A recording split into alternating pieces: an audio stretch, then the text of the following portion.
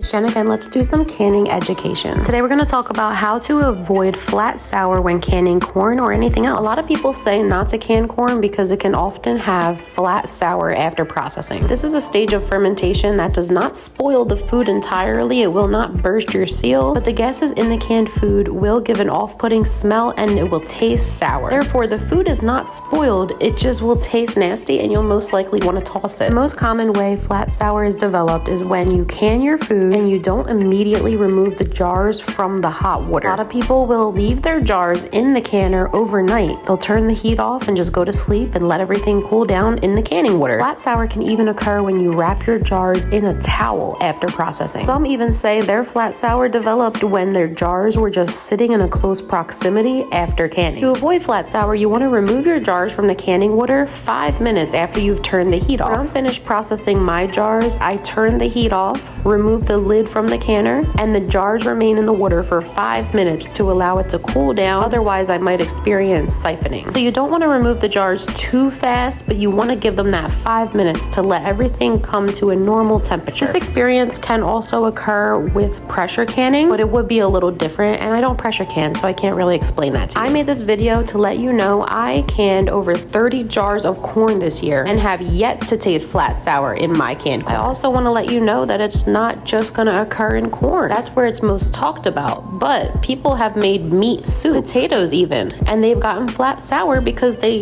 didn't cool the jars down fast enough after processing. So remember, you don't want a rapid change in temperature, so you want to leave the jars in for 5 minutes, but you also don't want to let them cool too long in that canning water. I recently posted a recipe of water bathing corn, and I highly recommend you try it out with no fear of your corn developing flat sour, because now you know how to avoid it. Let me know your thoughts in the comments, and as always, happy canning.